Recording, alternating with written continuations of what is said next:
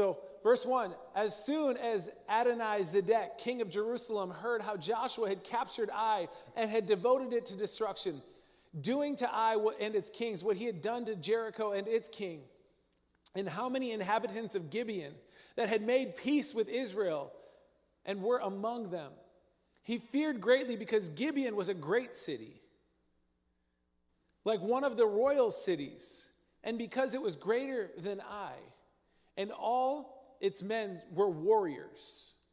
So Adonai-Zedek, king of Jerusalem, sent to Hoham, king of Hebron, Piram, king of Jarmuth, Japhia, king of Lachish, don't know if I'm pronouncing these right, but I'm just going to keep going with it, and to Debir, king of Eglon, saying, come up to me and help me. Let us strike Gibeon, for it has made peace with Joshua and with the people of Israel. Then the 5 kings of the Amorites and the king of Jerusalem, the king of Hebron, the king of Jarmuth, the king of Lachish, the king of Eglon gathered their forces and went up with all of their armies and encamped against Gibeon and made war against it. And the men of Gibeon sent to Joshua at the camp of Gilgal, saying, do not relax your hand from your servants. Come up to us quickly and save us and help us, for all the kings of the Amorites who dwell in the hill country are gathered against us. So Joshua went up to Gilgal, he and all the people of war with him, and all the mighty men of valor. And the Lord said to Joshua, do not fear, for I have given them into your hands. Not a man of them shall stand before you. So Joshua came upon them suddenly, having marched up all night from Gilgal. And the Lord threw them into a panic before Israel, who struck them down with a great blow at Gibeon and chased them by the way of the ascent to Beth Horon and struck them as far as Azekah and Makkedah.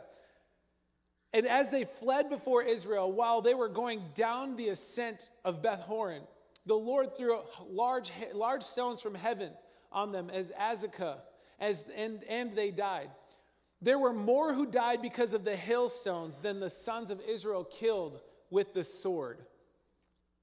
At the time Joshua spoke in the day when the Lord gave the Amorites over to the sons of Israel, and he said in the sight of all of Israel, sun, stand still at Gibeon, and moon in the valley of Aijalon. And the sun stood still, and the moon stopped until the nation took vengeance on their enemies. Is this not written in the book of Jashar? The sun stopped in the midst of heaven and did not hurry to set for about a whole day. There has been no day like it before or since, when the Lord heeded the voice of a man, for the Lord fought for Israel. So Joshua returned, and all of Israel with him. I just want to start off by stating this. When God called the Israelites out of Egypt, he did not just save them so they could survive. Yet in our Christian faith, oftentimes, we find ourselves in this place where we're saved by grace through Jesus only to try to survive the day, to survive the week, to survive the month, to survive the season, to survive the storm, where we're continually just playing defense. The enemy is on offense. And we're just trying to survive. And we say things like his mercies are new every morning, and we hope tomorrow's better because of that. And we just allow our lives to be a perpetual cycle of survival. But God has called us to take the land. God has called us to take the land. The Israelites had to march into the promised land. They had to march around Jericho. They had to actually engage with the enemy. They had to act on what God had called them to. They had to take the land. God had given it to them, but they had to take it.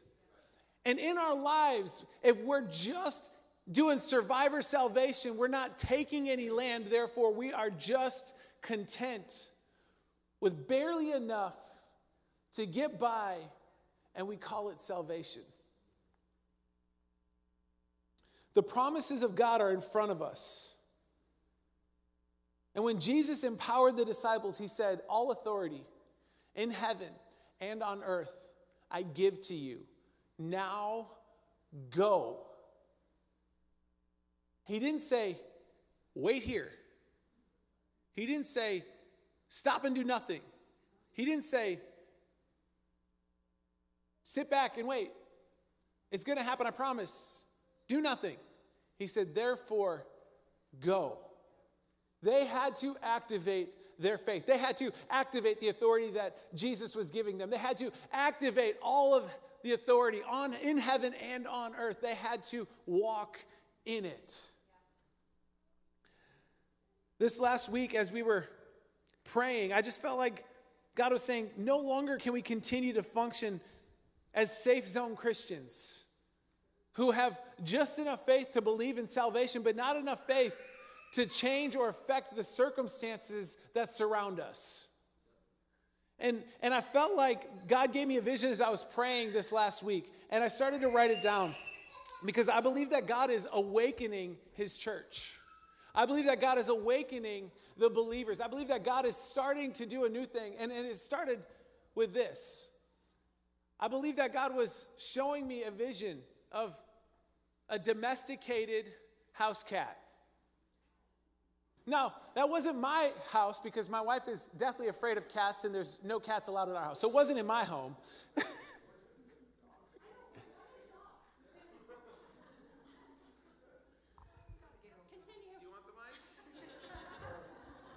Who wants to preach? Somebody got a word?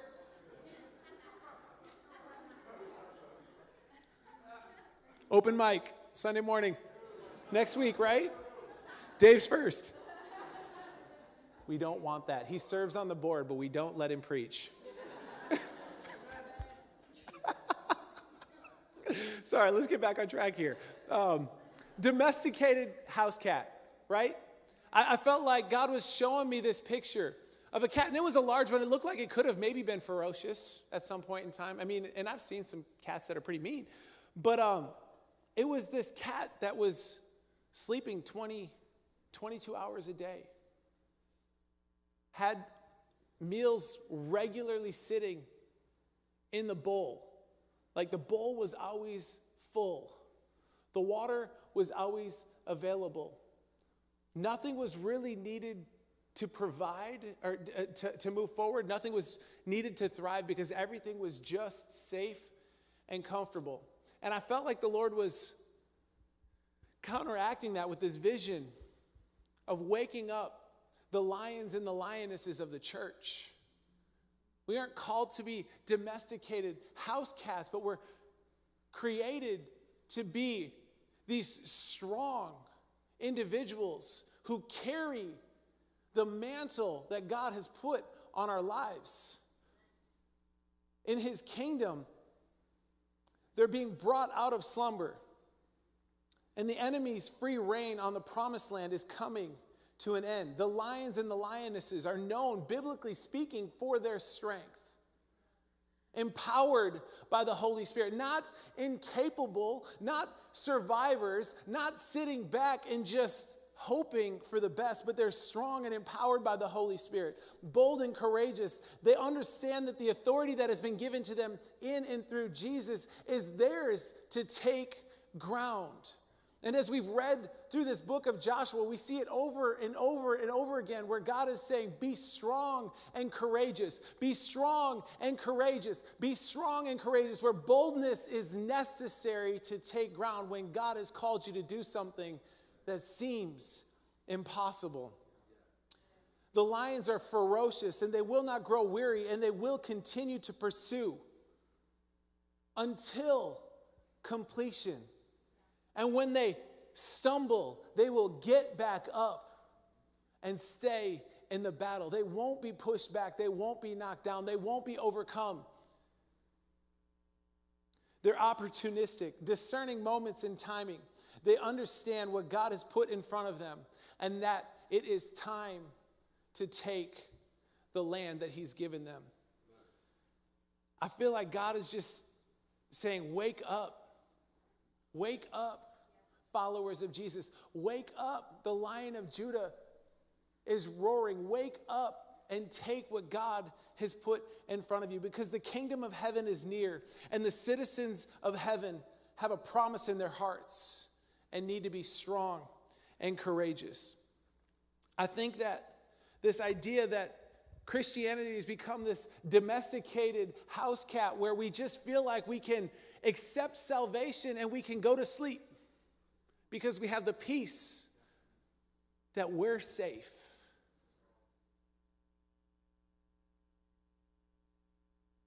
And can I be honest? The enemy is fine with you being safe. He just doesn't want you to be effective in saving those around you. He's okay with that. Your safety is fine. He'll forfeit that one to be able to take control of the other 10, 20, 100, because our spirit man, what God has called us to do, is called to bear generational blessings, spiritual heritages, because we don't know what God will accomplish, not just through our immediate ministry in the world around us, in our kids, but what he will accomplish through the generational impact, is that has a butterfly effect that ripples throughout eternity. He's fine with you being safe. He's scared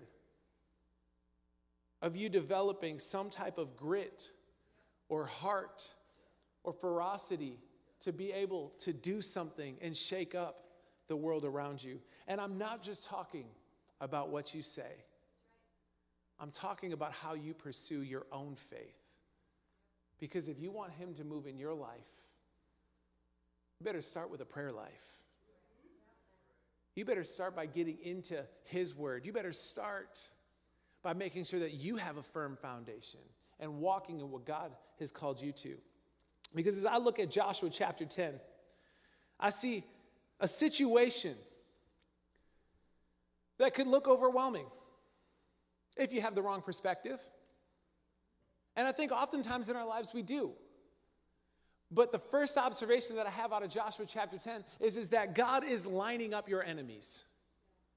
Now that might be counter to what we think in our own lives. When we see the situation stacking up around us, we begin to get overwhelmed at the magnitude that the enemy has thrown our way. Because we feel like I can handle one battle, I can maybe handle 2 battles. But by the time I got 5 battles in my kitchen, by the time I got 5 battles in my household, by the time I got 5 battles in my spirit, I'm just overwhelmed and giving up.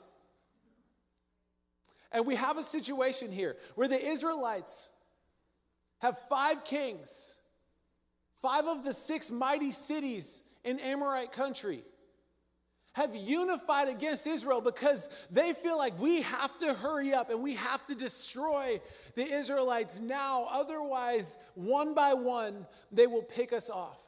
And so what the enemy has done has formed this alliance where they've come together and they said, in our numbers, in our unity, we will overwhelm the Israelites. We will scare the Israelites away and we will overcome. And oftentimes in our lives, it's the same thing. We're fighting spiritual battle after spiritual battle after spiritual battles. And half the time we just look at it as like, okay, that was the one that broke the straw. That's the straw that broke the camel's back because that was just the one that I couldn't handle. On top of this, on top of that, on top of that. And we start to count our enemies. And we start to get discouraged because the accumulative nature of the enemy that is in front of us begins to be something that's so overwhelming that we can't even begin to see how it's possible that we would experience victory in our lives. So therefore, our perspective causes us to feel like we're overwhelmed, outnumbered, outmanned, and it's impossible. But what we fail to see is that it's not that they're unified against us. It's that God is lining them up. Because the fact of the matter is at some point in time, the Israelites were going to have to go through Jerusalem. They were going to have to go through Eglon. They were going to have to go through those other cities that I can't remember off the top of my head, right? They were going to have to conquer them one by one by one by one. They were going to have to do the work anyways. And in this moment, God went ahead and just brought them all to Israel's doorstep and said, let's take care of those 5 battles. Let's take care of those 5 battle plans. Let's take care of those 5 scouting missions. Let's take care of all 5 of those at once. Because all authority in heaven and on earth is mine through him. So rather than having to prepare for 5 battles, let's just go ahead and knock them all out in one. What if you looked at your circumstances a little less ho-hum, overwhelmed by the enemy in front of me where it's large and it's impossible and I can't begin to do anything about it? And what if we started to look at it like, oh no, God has put all these here to place for us to go ahead and have victory right here, right now over every one of them. Let's go ahead and just knock these all out at one time. Because God can. In the grand scheme of it, it doesn't matter how many are numbered up against us. All that matters is the one that is for us. It doesn't matter if there's 1,000, 100,000, or 100 million. They're still small in comparison to our God. In fact, it takes no more faith to overcome a unified enemy front than it does the single one. Because he's called us to take the land. And if he's called us to it, he's already ordained it. Second thing that I want to point out is this. Redemption is when our missteps become God's miracles. Redemption is when our missteps become God's miracles. Listen, there's battles in life. You don't have to go very far to realize that you're going to face opposition in your lives. Some of that opposition is a demonic stronghold. Some of that opposition is our missteps. Those aren't always the same thing. Let me be clear about that. Somebody in here is living under the lie that you did something wrong which causes this problem in your life. No, the enemy's going to come up against you because the enemy is scared of what's inside of you. So you are going to face opposition. The Israelites knew from the very beginning that they were going to face opposition as they took the land that God had called them to. But they had to be strong and what? Wow, we've been talking about this for 2 months, and that's all you have? Come on, we have to be strong and courageous. We have to be able to walk into what he's called us to do, and we have to not be afraid of the battles that are in front of us. And some of them are just because God has called us. It's okay that there's opposition. Don't be afraid. And some of it is because we have missteps in our lives. But we have to understand that in our missteps, God does the miraculous. So many times we find ourselves in a place that Joshua found himself in Joshua chapter 10. Joshua found himself in this place where he had done something that God had not called him to do, that was not God ordained. There was nothing about what God had called Joshua to enter into a treaty with people of the land.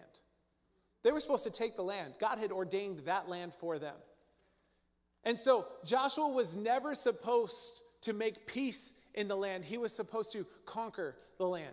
Not only did he make peace with people within the land, one of the mighty cities within the land, he also kept that peace beyond finding out that they had lied to him, because when they had come to him, they had presented themselves as if they were outside of the land that God had called them to take, when in fact they were inside of the land that God had called them to take.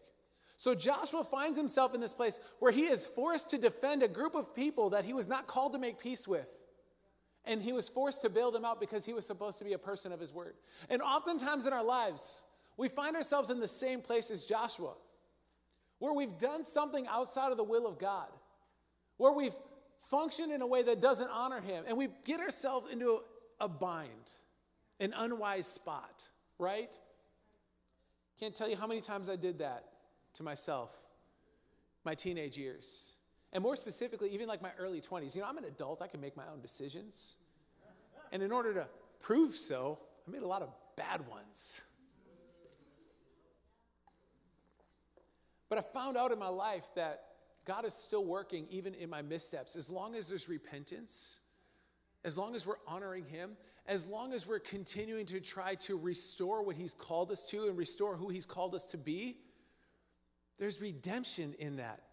And God's miracles cover our missteps. Half of the time, we wouldn't need miracles if we didn't misstep.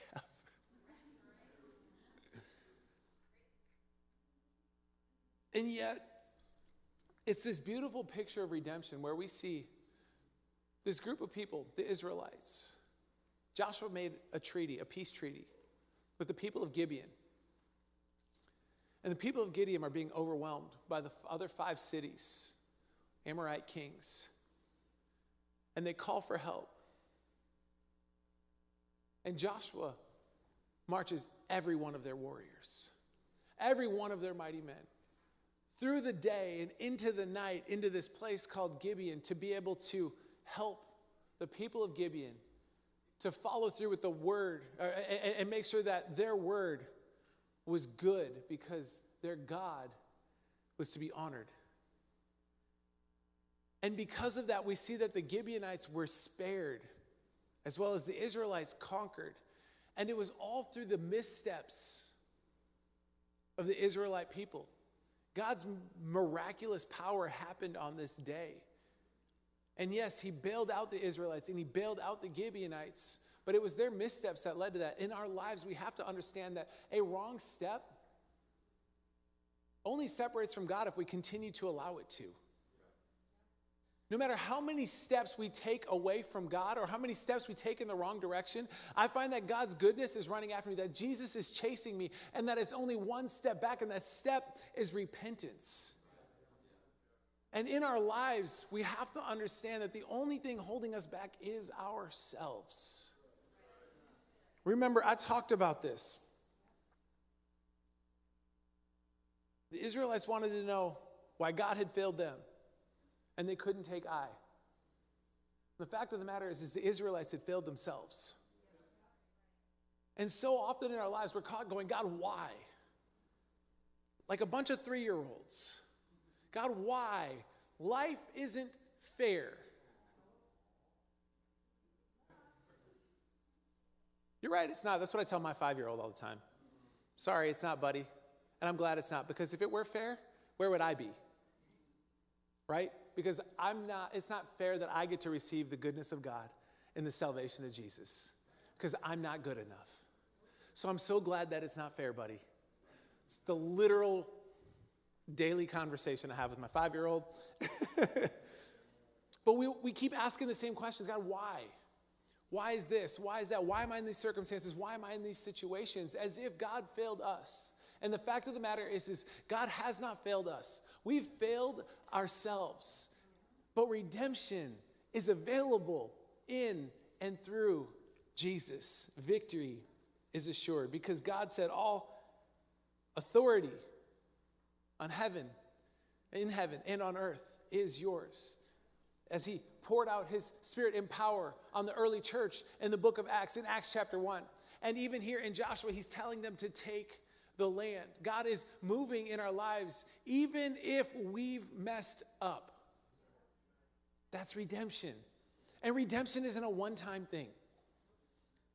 It's not a one-time thing. We need it day in and day out. We need it every misstep along the way. And I thank God that it's available because I'm not perfect.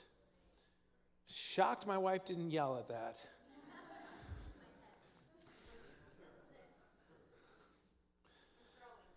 Oh, all right. I want to also point out this. God doesn't speak about our present battles in present tense. God speaks about our present battles in past tense. Because God has already paid the price.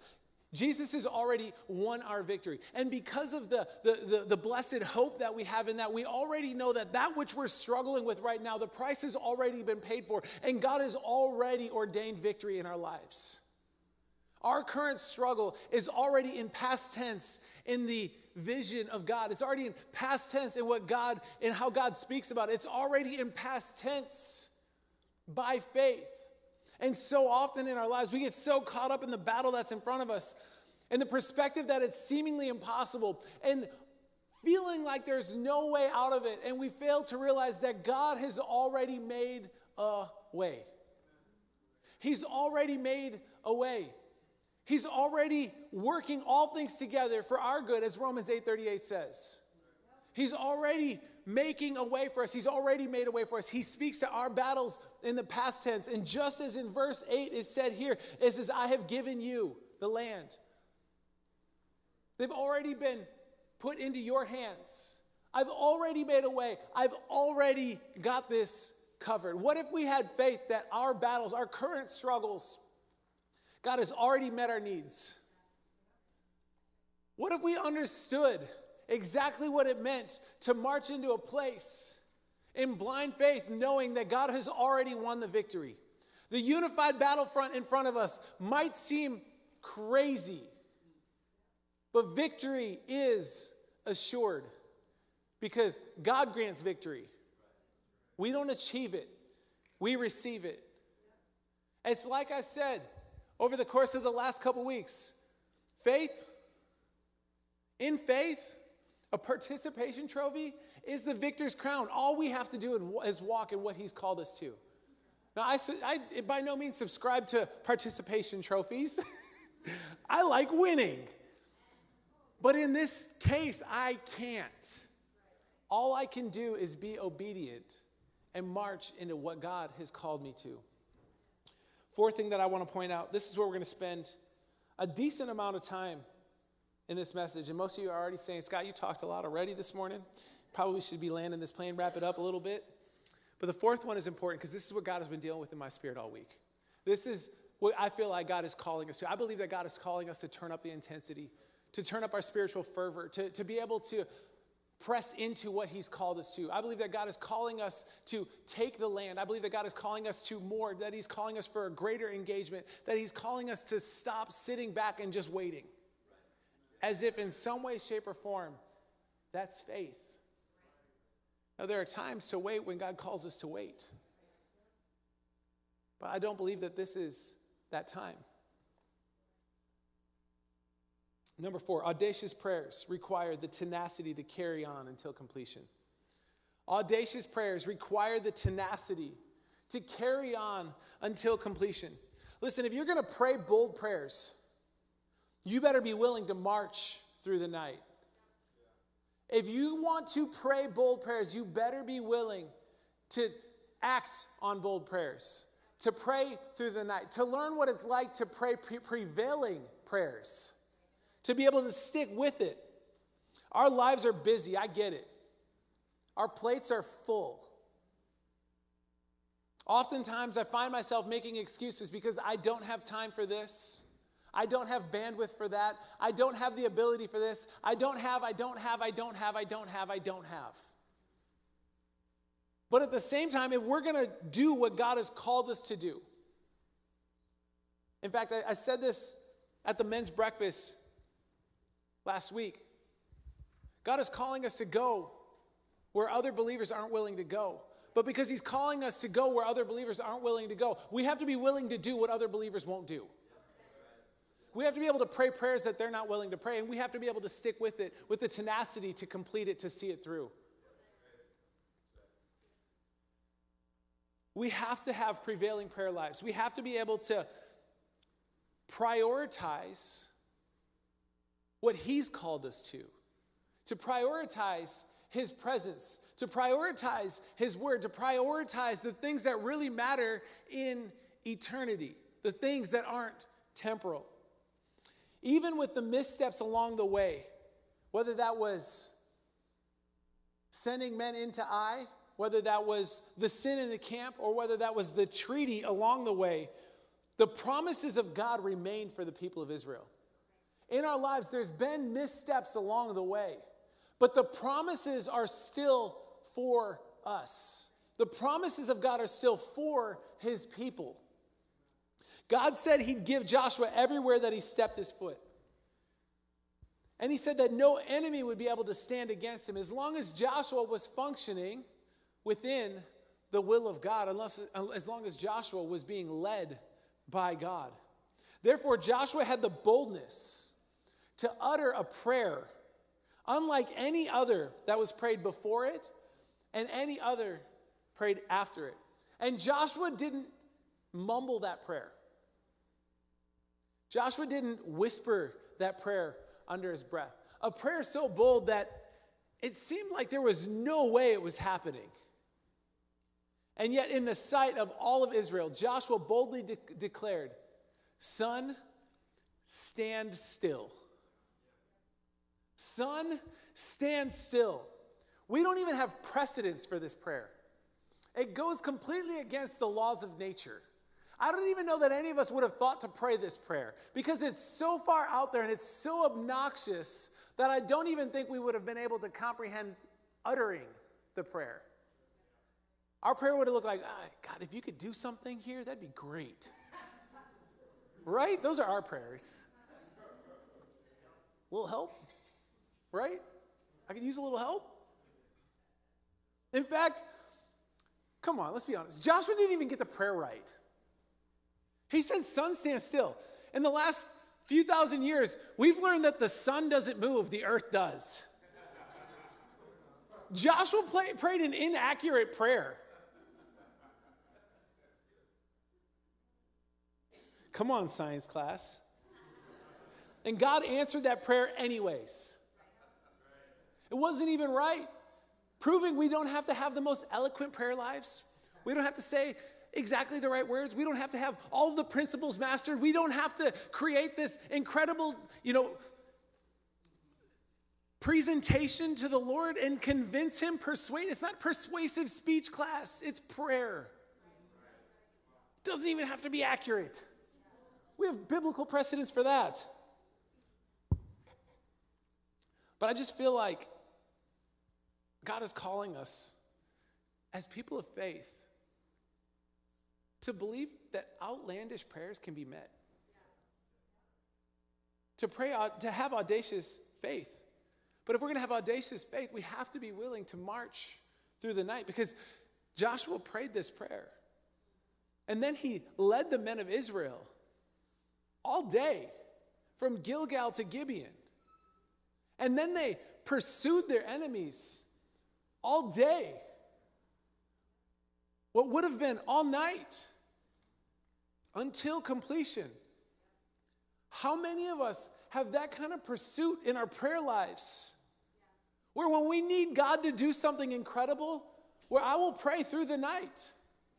I will pray until completion. I will keep seeking God on behalf of the needs. I will believe that God will overcome because he already has overcome. How many of us have that kind of follow through with audacious faith in our lives? Instead, we're over here going, God, it'd be nice if you'd help. God, it would be awesome if I could get just a little bit of relief in this area. It'd be fantastic if I could just catch a break. Last week I talked about how Israel failed themselves, and I think that that's kind of the state of the church when it comes to praying prevailing prayers. We're failing ourselves. God isn't failing us. The call, the mandates, the promises are all there for the taking, but we have churches that are unwilling to march through the night. Because what God has called us to matters. God is moving. Are we marching?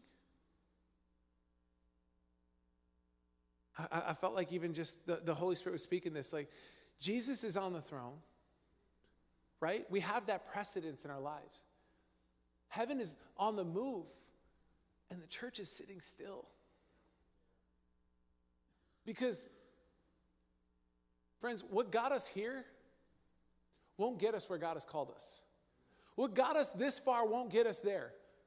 Because God has called us to do even more. He's called us to greater things. He's called us to see signs and wonders and miracles. He's called us to breakthrough. What got us here won't get us there. We need to make a greater spiritual push if we're going to see prayers like Joshua's answered. If we want to pray, sun stand still, we have to get by mumbling prayers. And we have to start declaring God's goodness. We have to start declaring God's favor. We have to start declaring God's victory. We have to get get to this place where our tenacity matches up with the attack of the enemy in our lives. Because the fact of the matter is the tenacity of the enemy is far greater than our tenacity in prayer. And that's because the enemy, the devil, wants you to stay put. He doesn't want you to take the land. He's cool with the domesticated house cat.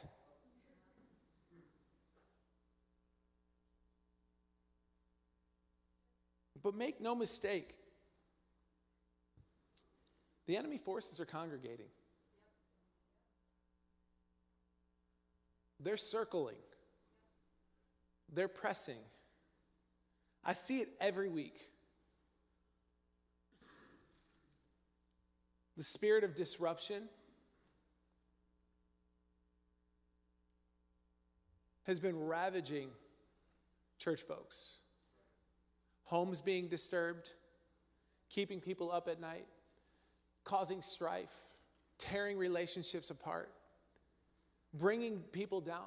Even Sunday mornings we see disruption on a regular basis where we aren't considering what we're doing and how it affects those around us and what they maybe need that Sunday morning because we're disrupted in our faith. Distraction, the spirit of division is starting to raise up. I see strongholds of fear and anxiety gripping people and crippling them from moving forward because they're worried about what's next in protecting what they have. Arrogance and self-righteousness continue to keep us from moving forward into what God has called us to because there's a Pharisaical spirit in churches right now.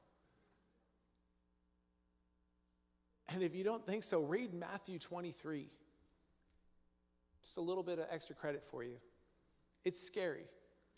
But remember that it was the so-called believers. It was the so-called believers, the so-called people of faith. It was the so-called religious people who liked their comfort, their honored seat at the table. It was those people that killed Jesus. It wasn't the sinners. And don't get me started on sexual immorality and the stronghold that it has, not just in our culture around us. We like to do this, we point out their thing. It's what's wrong with the world. It's what's wrong with politics. It's what's wrong with everybody else. And it runs rampant in churches.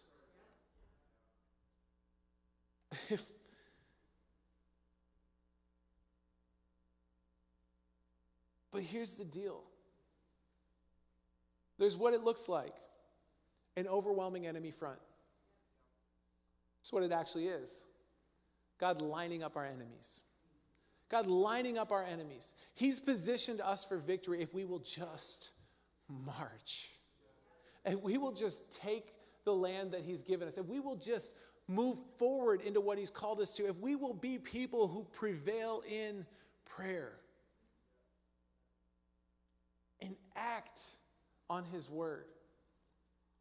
I believe that God is raising up a generation of believers, a generation who won't just continue to perpetuate the spirit of social Christianity and religiosity, but who'd be willing to separate themselves from seeking the comfort of the Christian club mentality. The Christian club, where we create a refuge for like-minded people with similar faith that can gather safely. That's been the priority of the church. Safety. Gone are the days where the Christian club is going to get it done. We can't just shelter together as if we're in some kind of bomb shelter hoping to survive. Instead, I believe that there's a generation that is going to turn up the spiritual intensity and truly seek with fervor. That they will be a group that will be considered to be wild by traditionalists. They might even be shushed from time to time by traditionalists. But I believe that they will be like John the Baptist, pointing the way to Jesus among believers that have lost their way while seeking their comforts. Remember, John the Baptist was perhaps the most qualified among all of the Pharisees, if you want to call them, among all of the people who would have been leaders in the temple, the most qualified. And yet he went to the wilderness and not to the temple. He was considered wild in comparison to his peers. But he was set aside for a purpose, and he was willing to seek God and point the way to Jesus without abandonment. He was willing to do what nobody else was willing to do so he could see God do what nobody else would see God do. He was considered a wild one in his society, and the traditionalists would have shunned him. Yet in our lives, these passive Christians okay with our Christian club. And I believe that God is breaking the spirit of social Christianity. And I think that that comes because the church needs to have a greater push. Because I'm seeing in Matthew chapter 17, we see a desperate father seeking Jesus on behalf of his son. His son is tormented by an evil spirit. And upon delivering the boy, the disciples asked Jesus why they couldn't cast the demon out. And Jesus says in verse 20, because of your little faith. Pretty blunt. Most of us don't like that answer in church. Because of your little faith. For truly I say to you, if you have faith like a grain of a mustard seed, you will say to this mountain, move from here to there, and it will move.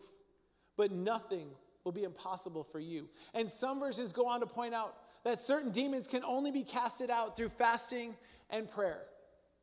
And that's why, as a church body, I believe that we have to turn up the intensity in our lives. We can't just continue to gather on Sunday mornings to sing a few cute songs and expect that we're pushing back the gates of hell.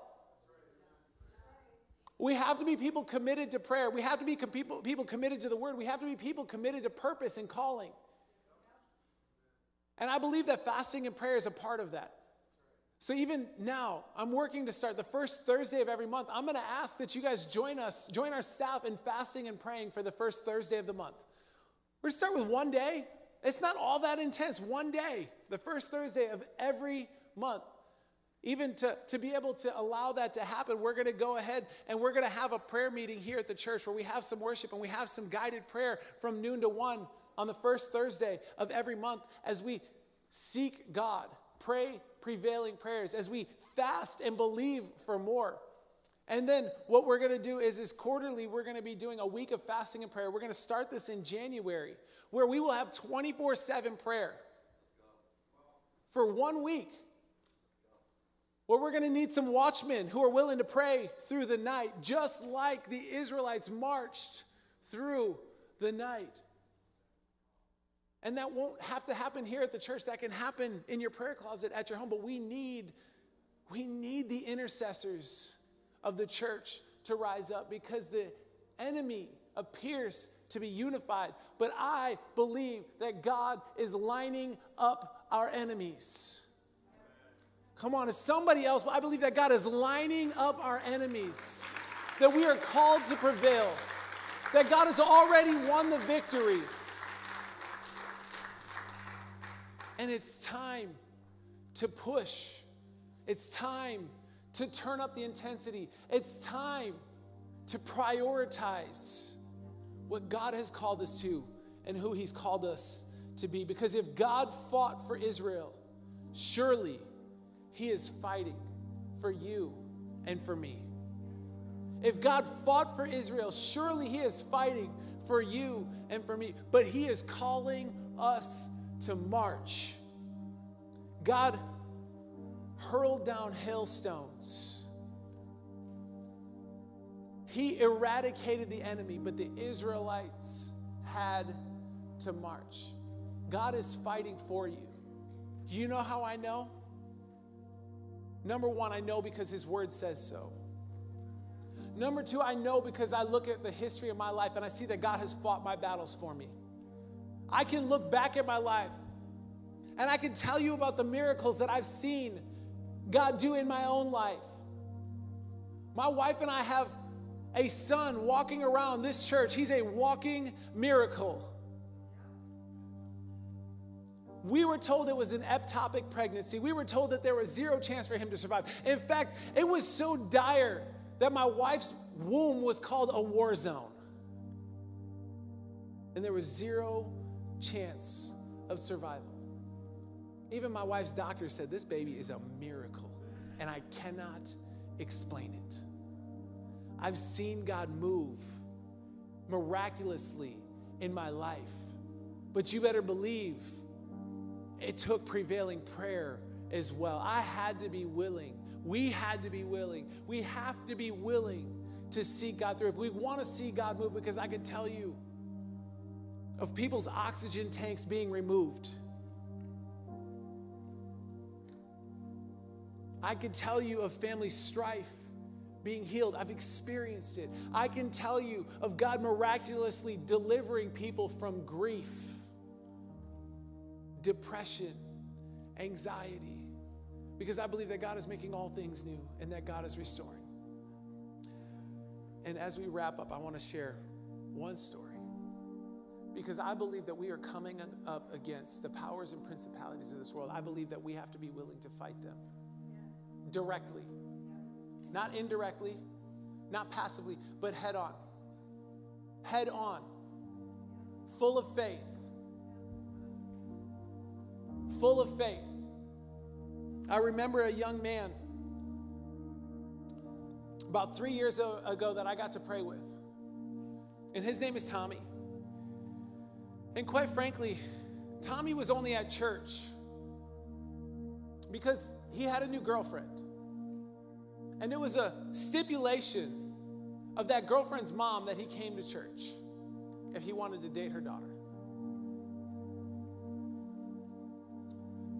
Tommy's mother-in-law drags him to the altar. Just really like the girl. And I stepped forward to pray with Tommy. And I said, same way I would approach anybody. And I said, what's your name? And he said a name that wasn't his name. It was like a stage name, and I don't even remember what it was. It was like John something. And I was like, no, that's not your name. And I was like, wait, what did I just say? What did I just say? Like, I didn't even know I said it. And I was like, no, that's not your name. And he was like, that's my name. I was like, no, that's not your name. Like, as sure as I could be, I said, no, that's not your name. And everybody around me is looking at it like, dude, he said his name. Like, what are you doing? And finally, I looked over at his girlfriend. I said, what's his real name? She said, his name's Tommy. I said, Tommy, you've been living this life with this alter ego, trying to be something you're not. And all it's ever done is lead you down the wrong path. It's gotten you into trouble, dealing drugs, doing drugs, to a place where this alter ego has become a demonic oppression in your life. And I believe that Jesus is going to set you free today. And so we prayed through him, and we saw God deliver Tommy at the altars that day. And after we got done praying for like an hour with Tommy for freedom, for him to experience, and he's a completely different person now. Like he went from being the most miserable person I ever met to being the happiest person that I ever met in an instant, because God delivered him.